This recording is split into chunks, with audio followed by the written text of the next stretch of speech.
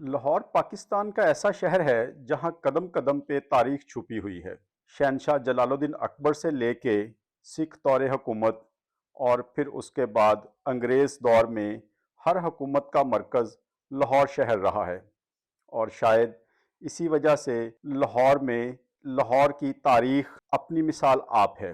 آج ہم آپ کے پاس ایک ایسی ہی تاریخ لے کے حاضر ہوئے ہیں۔ میں اس وقت موجود ہوں جنرل الارڈ کے مقبرے پہ، جو کہ مہاراجہ رنجیت سنگھ کے بہادر اور جنرل جرنیل تھے۔ یہ مقبرہ آپ کو جی پی او کے ساتھ ملے گا، ایف بی آر بلڈنگ کے ایگزیکٹ پیچھے، اور یہ مقبرہ فرانسیسی حکومت کے تعاون سے والڈ سٹی نے دوبارہ سے تزئین و آرائش کیا ہے۔ جنرل الارڈ، جن کا یہ مقبرہ ہے، 1785 کو سن ٹروپ فرانس میں پیدا ہوئے، اور انہوں نے فرنچ آرمی 1803 میں جوائن کی۔ 1810 سے لے کر 1815 تک فرانس میں لیفٹیننٹ کے عہدے پر فائز رہے، اور نپولین کو جب فرانس میں شکست ہوئی تو جنرل الارڈ نے فرانسیسی آرمی کو چھوڑ دیا اور فوج سے تقریباً 4 ماہ کی چھٹی لے لی۔ شاید جنرل الارڈ کو اس بات کا علم ہو چکا تھا کہ نپولین کے حالات آہستہ آہستہ اب خراب ہوتے جا رہے ہیں، اور اس طرح سے لمبی چھٹی کی وجہ سے ان کو فرنچ آرمی نے 1819 میں نکال دیا۔ اس کے بعد الارڈ ایران کی طرف ہجرت کر گئے، اور ایران کے شہر تبریز میں 1821 سے لے کے 1822 تک ایران کی فوج میں شامل رہے۔ اسی دوران میں برطانیہ نے فرانس کے خلاف ایک مہم کا آغاز کیا۔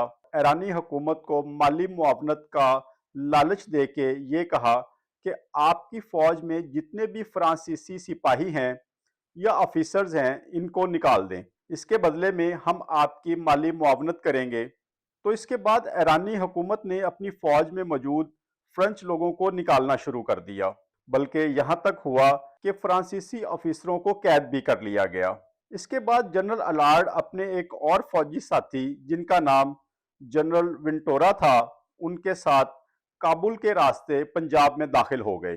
جنرل الارڈ اور ونٹورا جب پنجاب آئے تو مہاراجہ رنجیت سنگھ کو ان پر جاسوس ہونے کا شک ہوا، کیونکہ اس وقت پنجاب پہ مہاراجہ رنجیت سنگھ کی حکومت تھی۔ اس وقت برطانیہ ہندوستان پر اپنا قبضہ جما رہا تھا۔ مہاراجہ رنجیت سنگھ کو گمان ہوا کہ ہو سکتا ہے کہ یہ دونوں برطانیہ کے جاسوس ہوں۔ تقریباً 3 سے 4 ماہ جنرل الارڈ اور جنرل ونٹورا کو قید میں یا نظر بند رکھا گیا، لیکن جب دیکھا گیا کہ یہ فرانسیسی ہیں، برطانوی نہیں ہیں، ایران سے برطانیہ کی وجہ سے نکالے گئے ہیں، اور یہ برطانوی جاسوس نہیں ہیں، تو مہاراجہ رنجیت سنگھ نے ان کو اپنی فوج میں شامل کر لیا، اور اس طرح جنرل الارڈ آہستہ آہستہ ترقی کرتے ہوئے مہاراجہ رنجیت سنگھ کے قریبی اور جانثار ساتھی بن گئے۔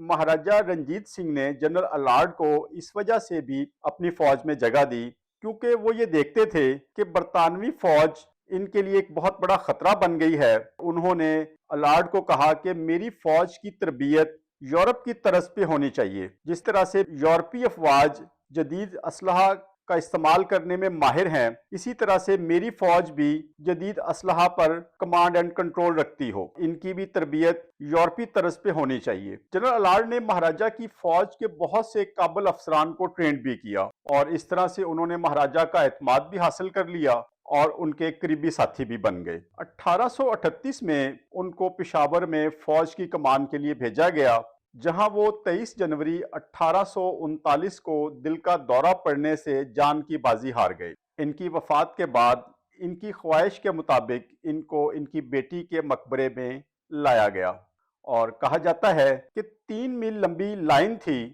جو گارڈ آف آنر پیش کر رہی تھی جنرل الارڈ کو۔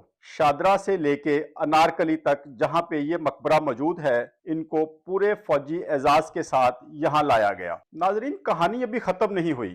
یہ مقبرہ جنرل الارڈ کی بیٹی کا ہے، اور جنرل الارڈ کی بیٹی پہلے سے یہاں کیوں دفن ہیں، جن کے نام سے یہ مقبرہ کڑی دا باغ کے نام سے مشہور ہے۔ ان کی بیٹی جو یہاں پہ دفن ہے، ان کا نام ہے میری شارلٹ، جو کہ فرانس میں رہتی تھیں اور اپنے باپ سے بے پناہ محبت کرتی تھیں۔ جب جنرل الارڈ ہندوستان آئے تو یہیں کے ہو کے رہ گئے، نہ صرف سکھ فوج میں شامل ہوئے بلکہ اپنا حلیہ اور سکھ طرز کی داڑھی بھی رکھ لی۔ اس میں کچھ مہاراجہ رنجیت سنگھ نے उनके ऊपर कुछ पाबंदियां भी आयद की थी। उन्होंने शायद उनको कहा था कि आप एक फौज की कमांड करते हैं और सिख फौजी आपसे बागी ना हो जाएं, लिहाजा आपको खुद को एक सिख साबित करना पड़ेगा। इस तरह से जनरल अलार्ड ने खुद को सिखों की तरज पे ढाल लिया। ना सिर्फ सिख तरज की दाढ़ी रख ली, बल्कि वो अपने हाल हुलिये से पूरे सिख दिखाई देते थे। और उसके अलावा चीफ ऑफ चंबा हुक्मरान थे राजा रंजीत सिंह के दौर में, उनकी बेटी बानो बेगम से उन्होंने शादी भी कर ली और इस तरह से सिखों में उनकी एक अलग पहचान बन गई। लेकिन जनरल अलार्ड की पहले से एक शादी फ्रांस में भी थी, जिनसे उनकी एक बेटी थी जिनका मैं तज़किरा कर रहा हूँ। मैरी शार्लट अपने बाप को मिलने के लिए हिंदुस्तान आई और यहाँ आने के कुछ अरसे के बाद, यानी 4 से या 5 माह के बाद, मैरी शार्लट का इंतकाल हो गया। जनरल अलार्ड को उनसे बहुत मोहब्बत थी, तो जनरल अलार्ड ने उनकी मोहब्बत में यहाँ पे एक मकबरा तामीर करवाया। ये मकबरा जो आप देख रहे हैं, ये एक ऊंचे टीले के ऊपर बना हुआ है और ये मकबरा सिख दौरे हुकूमत का है, यानी महाराजा रंजीत सिंह के दौरे हुकूमत में बना है। उसी तरज पे सिख तर्ज तामीर के साथ ये मकबरा अनारकली में मौजूद है।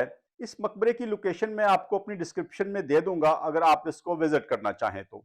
नाजरीन, ये थी जनरल अलार्ड और उनकी बेटी मैरी शार्लट की कहानी, जो कि महाराजा रंजीत सिंह के दौर में एक जर्नैल थे, फ्रांस से हिंदुस्तान आए थे।